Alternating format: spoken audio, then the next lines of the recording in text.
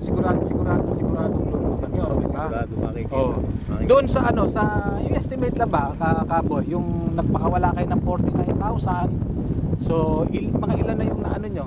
Yung sabihin natin na siyempre tansyahan, ano, yung sa kumbaga best estimate yung ilang ba huli na nalalas sa totoo lang ho, ano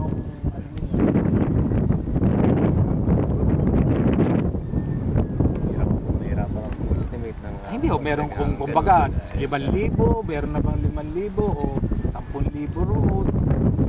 Dahil alam ko naman araw-araw inaano nyo yan, sinisipat nyo yan at inaano nyo.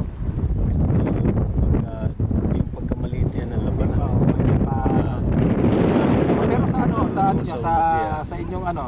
Sa akin, sa lukuyan, nakikita ko na maganda. Siyempre, ang katuhanan nito, magkakaalaman nito kung sa harvest na lang. Pero sa palagay nyo, less than 50% o more than 50% po yung nandyan? Siguro naman kalahatian, hindi na mahirap magtansya no? Kasi pagka 50% dito, naka 50% ka na rin. Gano'n. Sa mga hindi lalagay. Pero yung ibig sabihin nga, pagka yung 50%, di ba maglulutangan nyo, marami yun eh. So, masasabi natin na higit sa 50% yung nandyan. Gano'n na lamang. Hoping. Hoping nga. Yan ang gusto ko sa inyo. Ayaw nyo ano, sadihado kayo palagi eh. Hindi natin na maikon. Hindi kayo lamador eh, no? Hanggat hindi na nakukul. Hindi ka mahirap. Pero alangan naman maglako. Bigit ng walang kaano-ano.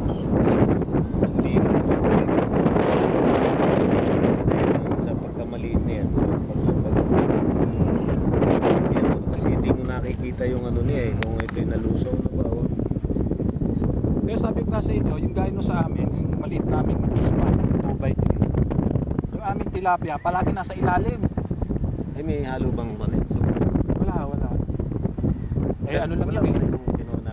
Sulpo lang siya. Wala pa sa susunod, mag-aano kami. Inano lang namin nga na talagang walang palitan ng tubig, walang aerator, walang paddle wheel, kung ano-ano. Basta yun lamang, walang palitan ng ano ng tubig.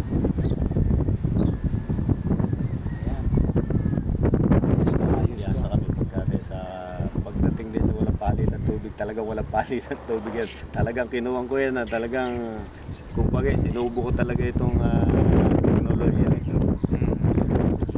Ayun nga, nagtataka nga ako dahil ilan yung nag-attend sa akin sa 7, 30 yun eh. Bukod taki, kayo lang ang sumubok na ano. Pero sa palagay ko hindi kayo nagsisisi ano. Ba hindi. Hindi magsisisi kasi ilang sa akin may mga gaya na sila mag-aano rin gaya ng ano kayo na nagbanggit na matipid sa ano, diba, matipid sa pakain, panatag ang kalooban nyo na hindi yung kakapakaba tayo na may mamamatay na ganyan, diba? So kumbaga ang tanong gaano kaganda ang aanihin ni Kaboy sa Mayo. Hindi gaano kapangit, kundi gaano kaganda. Yun. Talaga ang resulta niyan. Ayos. Okay. Medyo masikip. Alam mo, medyo mahirap naman kasi pinapalog namin. Tinatransfer namin sa mas malaking kahon para makaano kami sa size na. So dito sa nursery, ilang linggo dito? O ilang araw? 21 days? Mga ganun, more or less, mga kulang isang buwan, tapos mahigit pa. Mahigit pa. Tapos paglipat sa mga ano na siya, mga dozen o 5-8, mga 2. Mga dozen bago na yung paluagin. Tapos dito sa pag ano dyan sa ano, ilang linggo naman diyan. Diyan pagdating diyan sandali na lang. Mga 3 days, 4 days. Hindi naman. Sandali na lang para ma-reach namin yung size na gusto naming ihatid sa. Anong size ba no? Size kaya lang namin 4 up.